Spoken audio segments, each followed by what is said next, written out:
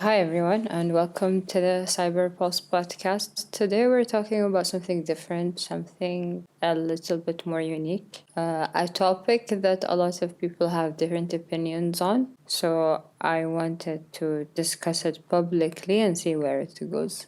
Today's episode is about privacy versus oversharing. So, there's a difference between what we choose to share and what we accidentally reveal without noticing. And in today's online world, that difference gets lost very quickly. Privacy isn't about being silent, and oversharing isn't about posting your entire life. It's the space in between, the small details we leave behind, the things we say without intention, the information we reveal without awareness, and the patterns we show without meaning to. We often think we're being careful online, but sometimes the things we believe are harmless are the very things that say the most about us. Today's conversation is one that many people avoid, not because it's uncomfortable, but because no one taught us how to live in a world where everything is shared, seen, saved, and interpreted. So today, on the Cyberpulse podcast, we're going deep into what people get wrong about privacy, what oversharing actually looks like, and how we can protect the parts of our lives that deserve to stay ours. To make this conversation meaningful, I invited two people whose perspectives matter, one who experiences the online world every day, like the rest of us, and one who understands how digital choices carry weight even when we don't realize it. I'm honored to have both of them here. Please introduce yourselves, your background, and one belief you have about privacy in the online world that you wish more people understood. So, my name is Omar and Mohammed. I'm a senior computer science student with a specialization in cybersecurity from Qatar University. My main domain and interest is defensive security, teaming with a quite a fanatic for forensics and intelligence, actually. Nice. Regarding privacy, as you said, actually, I'm a very privacy oriented person. I'll leave some for the upcoming question, but I don't believe in having so much social media platforms. So I'm willing to see where this is going. Let's see. What about you, Muhammad? Please do introduce the guests. Yeah, so my name is Mohammed Najjar. I'm also a senior cybersecurity student at university. I'm interested actually in penetration testing. Penetration testing, yeah. So about privacy, more like a social person who likes to post a lot.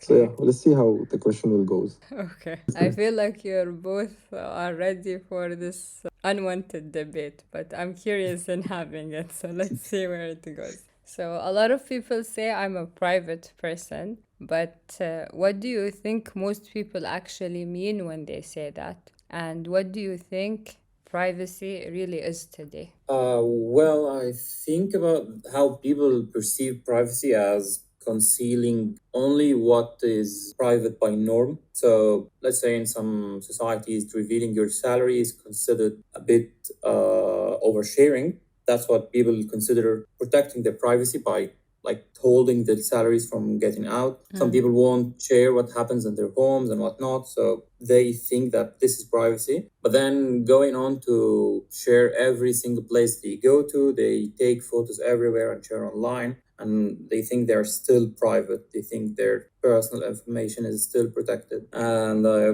disagree quite a bit with this view. But don't you think the like the concept that you shared or the concept that you just described is a bit hypocritical in terms of how they're defining privacy? It is actually, it's quite, I'll say limited, a limited definition of how private their lives is. So they'll think of privacy as everything that every single person on the street they meet in person won't know, but then they treat people on social media differently. Okay, because they want to know them. Okay. Essentially, yeah. What about you, Ahmed? What do you think? Okay, so what I think is nowadays we are in the age of social media, so everyone is sharing everything. So in my opinion, you can't be so private. Like anyway, people will know, like people around you, whatever. So you can share whatever like you want on social media. You're the one who's choosing what to share on social media. So there is a line between being so private and being introvert, and there's a line between being like sharing whatever you see suitable to share to people. So I think there's a line that will define in which situation you are. May I ask So what's that line to you? so for me, sharing like places you would go is okay. Like places you would go, what you did, your achievements. But also there's a line where you can share like some personal information about yourself. Of course, your personal details, you can share them. Family stuff. I think you don't have to share it. Also, for me, I'm talking about myself. Yes. This is the line that I see that's not suitable to be shared on social media. And yeah, Okay. like this. Interesting perspective. So let's move on to the next question. Oversharing isn't always dramatic. It can be something small, something casual, something people don't even notice. What does oversharing look like in today's online world beyond the obvious examples? Okay, so this is gonna be interesting because to me, oversharing is essentially everything you share online that is not absolutely necessary. So I know that may be a bit radical, but when the way I view it is essentially every word you write online, you're not going to be able to take it down once it goes online. There's going to be always a trace to it. There's going to be a footprint, even if you deleted it. Archives, digital copies that you cannot see. That's for one. And then the effect that it may have you in the future, one way or another, by some person or another. That's too much for me to actually accept and think that it's not oversharing. Omar, I have a feeling you worked in Ascent. That's why you're saying what you're saying right now. Your feeling is quite close. I didn't work, but I have quite interest in Awesome. Okay. What about you, Mohammed? What do you? I agree with Omar, kinda. Oversharing is whatever is not necessarily to be shared on social media, but it depends on the person. Like you decide what is not necessary and what is necessary. But also there's like some common sense things that you shouldn't share. But for me, like I can share my daily stuff, and isn't it this what social media were made for? To share your daily stories and whatever. True. So yeah, but you have to know the limit so you don't overshare and expose yourself for whatever Amr was talking about. When you say you're sharing, like, are you sharing it among everybody or among your friends and family only? So it depends on the content. So like let's say if someone is posting some let's say gem content, it should be public. Like it shouldn't be private to only the people you're close to because it's supposed to help people. However, for me, it's my personal life. So I have a private account where I just have my friends and the people I'm close to. So I just share it there, and like I limit who is gonna see this story, or who's gonna see this video or the post. So I You can, decide. like, I can say that you're kind of using social media sensibly because you're aware of who Exactly. you want to use, like who do you want to share it Mm-hmm. with and who doesn't. But let's say there are 100%. people who are not using this in a sensible way. Like they have public accounts and they're just sharing everything. What would Yeah, 100%. oversharing be like for them? Okay, so for these people who's oversharing, for them it's like sharing your like detailed personal life, your problems, your issues. I feel this is oversharing. You can't share these things to people, your personal issues, your problem, because if it's not gonna use like against you, as Omar said, like as a digital footprint or whatever, it will for any situation in the future, it's gonna be used against you. Like let's say your friend, he knew about your personal issue, then you got in a fight with your friend, he will use it against you to take advantage or to make you feel bad. So this is oversharing. That's oversharing, sharing your personal details. But like sharing your let's say you went to a match and you shared that match or like a picture of this stadium where players are playing. This is not oversharing. This is like normal. I understand where you're going with this. What about Yeah. you, Omar? Omar, what do you think oversharing looks like for people who have a public accounts? Okay, so the problem is social media actually inclines people to share, and at some point, that just sharing starts becoming oversharing.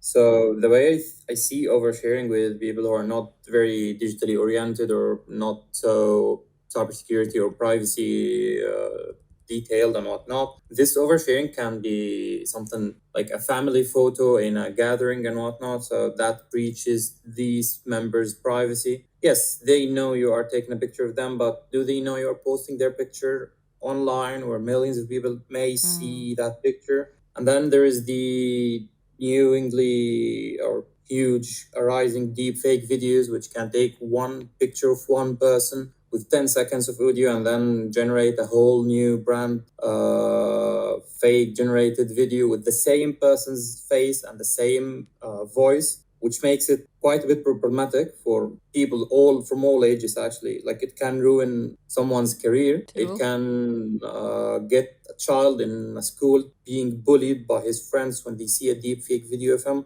So it's quite a dangerous matter, actually. So just sharing a photo with your newly born niece or my 6 7 year old cousin, that could get him in trouble. That could get me in trouble in several different ways. That's why when I say to people that I don't have any social media accounts besides LinkedIn, well, the usual reaction is they're weirded out. Why? Some congratulate me and say, "Okay, well done." They waste a lot of time on social media, but mostly they are weirded out. Why do you think that is? Why do you think it's weird for someone not to have social media accounts? Well, since, like just Muhammad said in the beginning, today's world is more about how we connect on social media than how we connect on the real world. So when people think about social media, they actually think about human interaction, but in a different way, in the digital way. And when I tell them I have no social media accounts whatsoever, they think, okay, I'm in my basement opening a terminal, especially when they know that I'm cybersecurity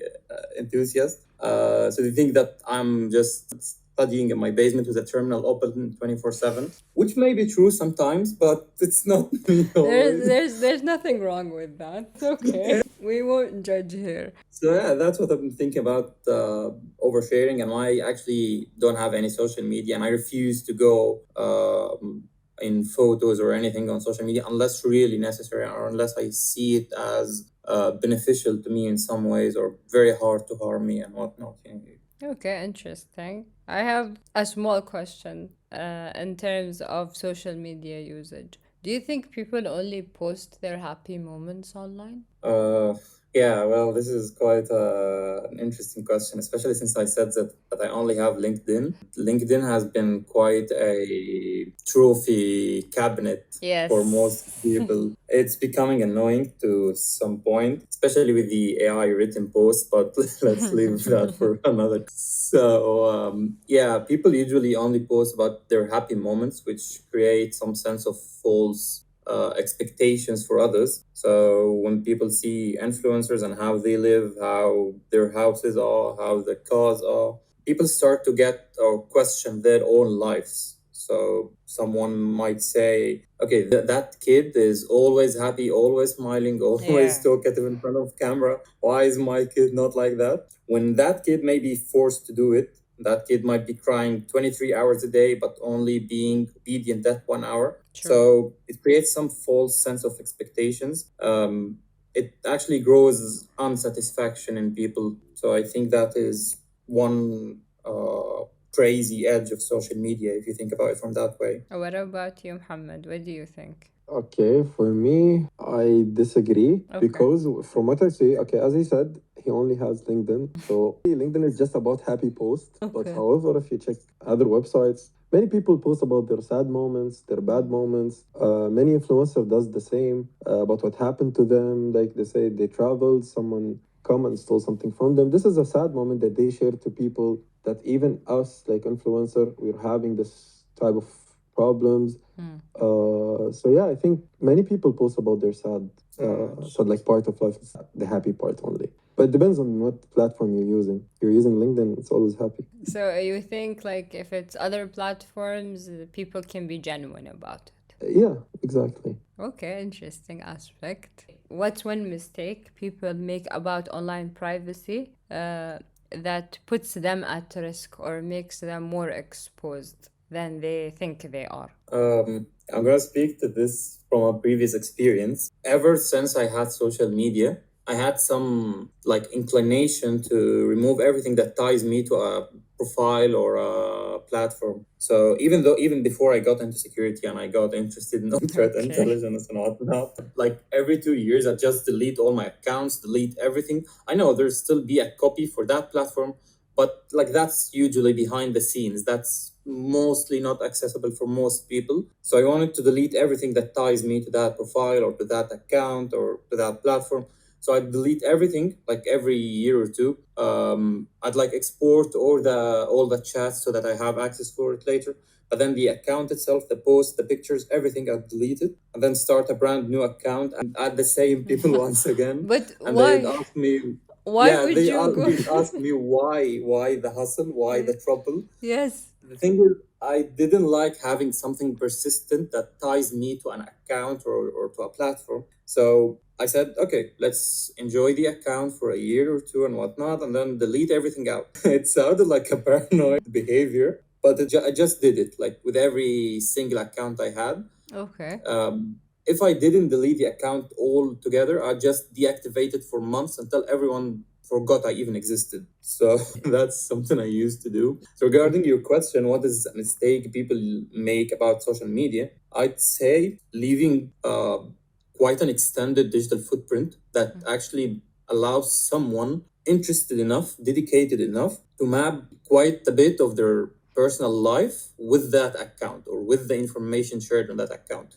So if I was a stranger, if I was an outsider, I'd visit his account and then I can map quite a lot of his personal life, his behaviors, his patterns, and his acquaintances and personal relationships only through his public accounts, and that to me is quite dangerous, to be honest with you. Mohammed, you should block Omar. He's up to no. That for quite some time. He's traumatized. Mohammed, what do you think? Okay, for me, a personal privacy mistake that people does. Actually, I'm gonna talk about really two, like Okay. really important 2 points. So Sure. first of all, never share your friends and your like family members. I see a lot of people oversharing their friends and sharing their family members. Even I'm not talking about like specific people.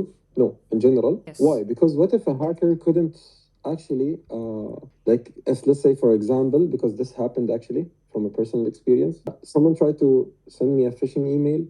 He couldn't. So instead of me, he saw who's my closest friends. My friends, they're not really into Okay. cybersecurity. So he wouldn't maybe differentiate a really good crafted phishing email. So he just sent an email there, and then he had the access to send me from my friend email another email telling me to go to this website. So he didn't know about my friend until I posted about my friend. And from this moment, I was like, "But you have to stop sharing your friends. Social media, they don't want, like, they shouldn't know about my social life. They Yeah. can know about my daily life, but not my social life. Who's my friends? Who do I go out with? Who I'm with right now?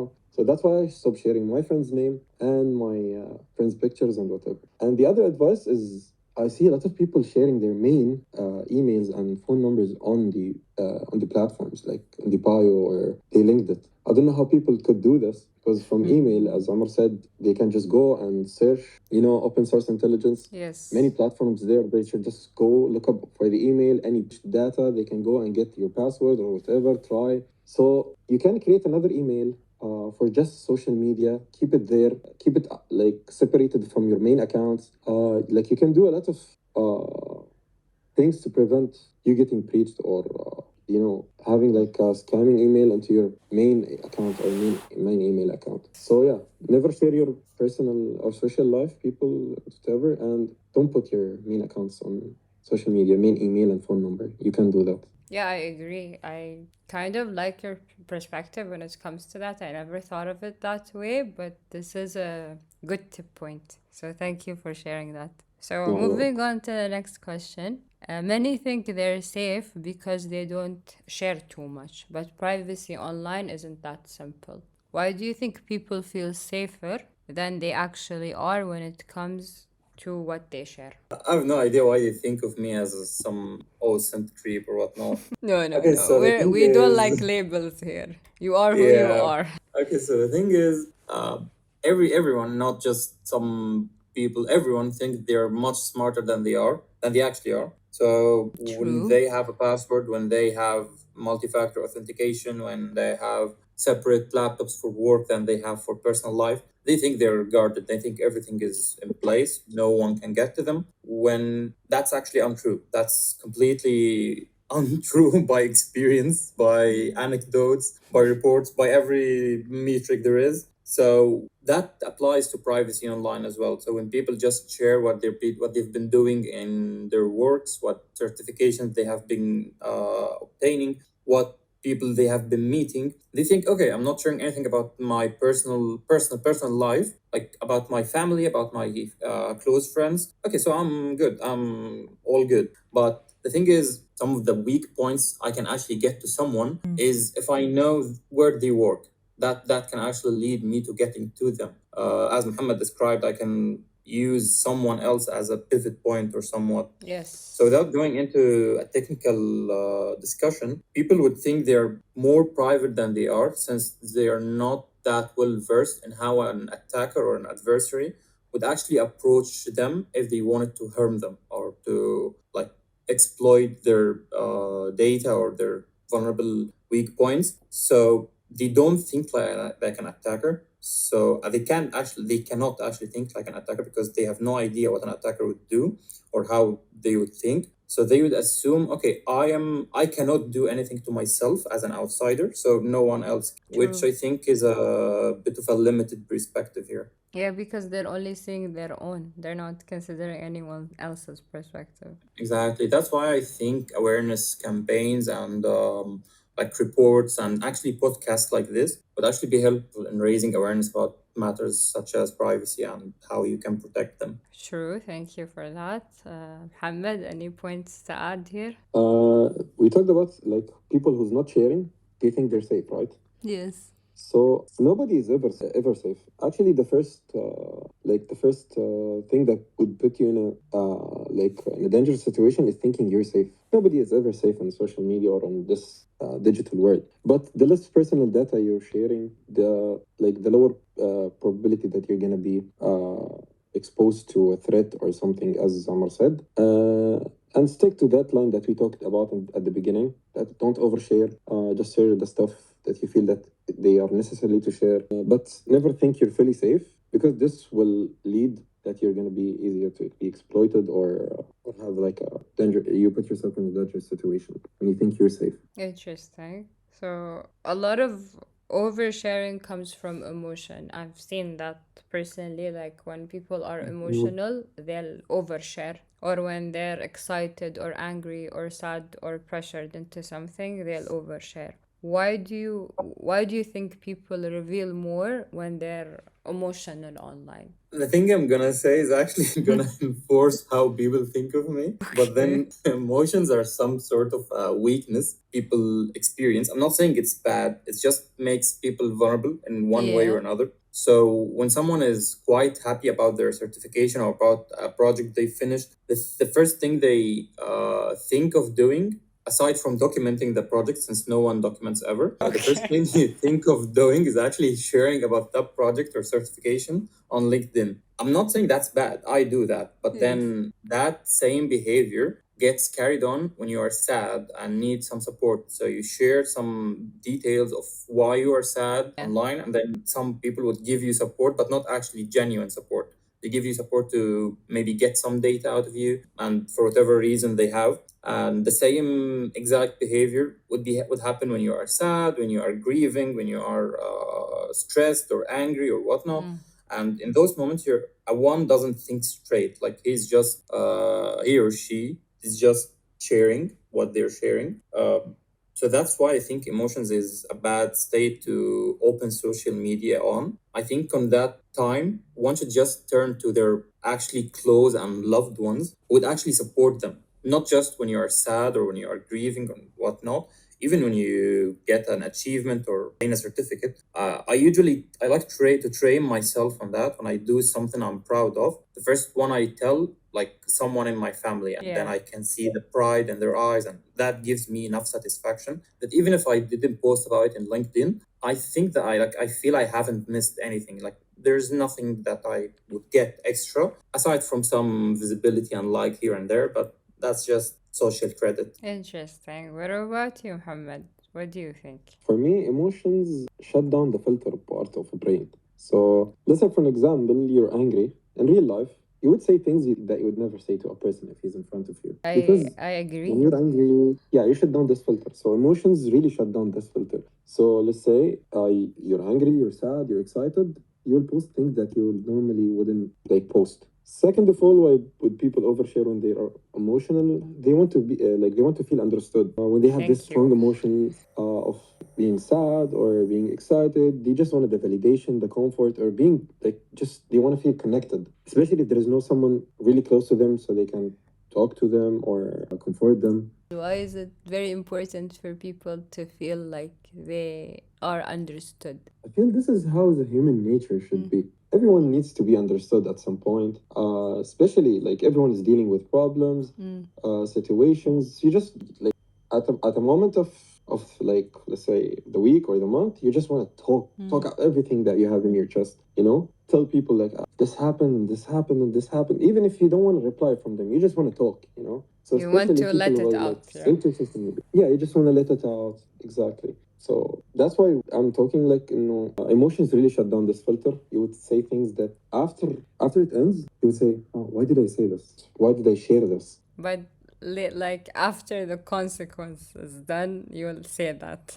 after you shared it. Yeah, you will regret it. Let's not say regret. I think people should live with no regrets because what's the point of it anyway? It's said and done, right? Yes. Yeah, what's done is done. Exactly. So let's get a bit practical here. In your opinion, what is one thing that people should never share online? Not for safety, but for self-respect. Only one thing? Yeah, only one thing, Amar. I know you have a huge list. Actually, I'm gonna say emotions. A lot of people operate based on emotion, though. How can they feel that, in your opinion? Yes, since you said self-respect, I'm gonna go with emotions because the way I see it, how I actually deal with people who like object on my logic for this thing, I tell them, okay, do you go to random people in the street or in the university and tell them, hello, how are you? My name is Omar. Today I'm happy. Does that happen? Definitely not. I Look at me. agree. People would Exactly. say you're crazy. Exactly. And when we are doing that on social media, this is quite this.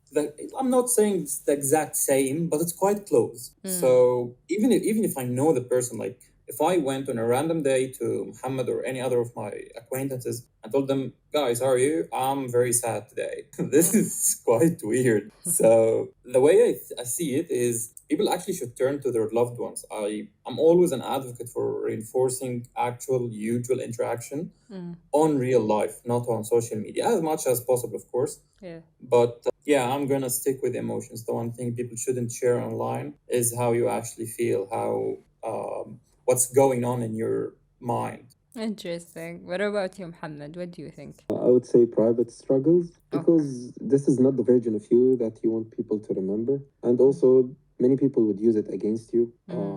They're gonna judge you about it. They don't really care about you as a person. You know, some people they're just gonna take this picture of you and they will hold it for you for your entire life. This is you, this weak person, because you just shared your private struggle or whatever. So never share your private struggle. Keep it to yourself. And as Omar said, beloved ones, you can like people who really know your personality. You can just tell them I did this and this. I'm struggling with this. They would understand you. But people in social media, they wouldn't. They would just take this picture of you, and it depends how they're gonna deal with it. Maybe judge you, maybe never care about it. But yeah, that's private struggle. I kind of resonate when it comes to that because if you share it, you're exposing a vulnerable part about yourself that you never Exactly. know who's really out there to get you.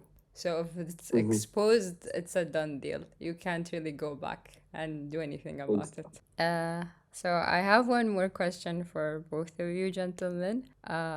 What do people constantly misunderstand about privacy versus oversharing? So what's the myth that needs to be corrected here?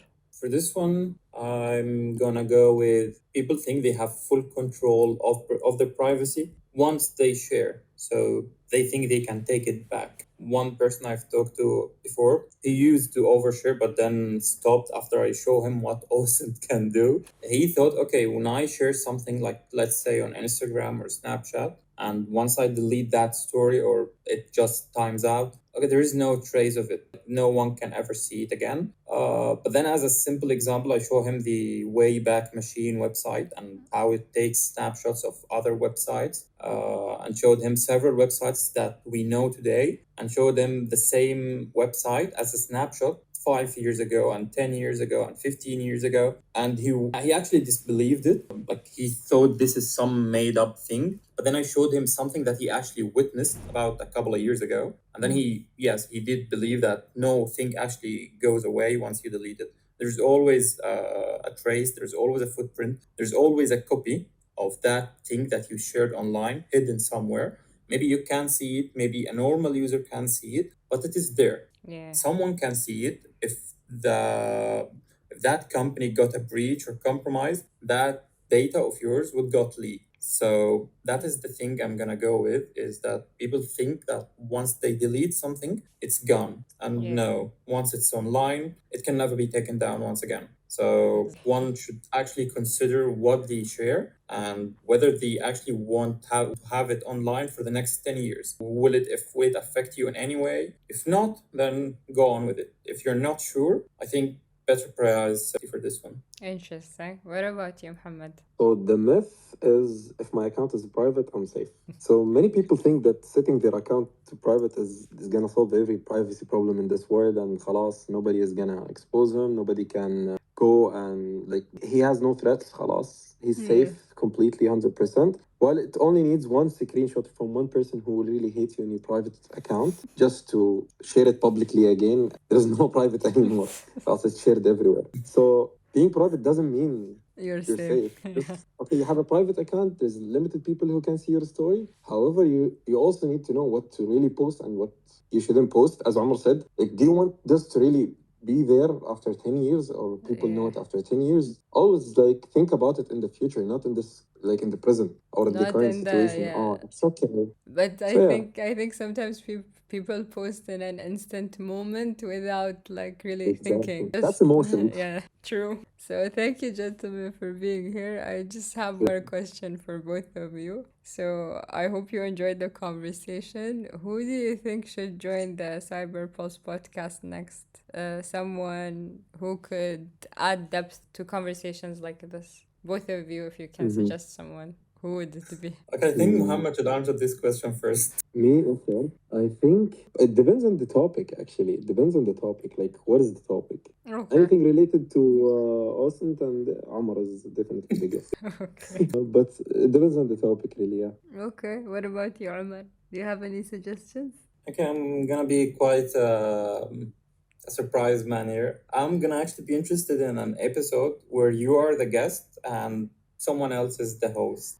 Okay. Regardless of the topic, actually, I just wanna hear you talk about something of your choice, preferably threat intelligence. That's something I enjoy. But then whatever you want is, just like that episode. We'll see when it comes to that. I might let you be the host. Let's see where it goes. Thank you, gentlemen, for your time. I really hope you enjoyed this conversation. So this was interesting. I truly enjoyed today's conversation. Thank you both for being here. Today reminded us that privacy is not a barrier, it's a boundary, a healthy one. And oversharing isn't always loud or obvious. Sometimes it happens in the quietest ways. Being online is part of our lives now, but it doesn't mean the whole world deserves access to everything we feel, think, or experience. Protect the parts of your life that matter. Share with intention, not pressure. And remember, the strongest moments in your life don't lose their meaning just because you keep them to yourself. Thank you for listening, and hopefully I'll see you in the next episode.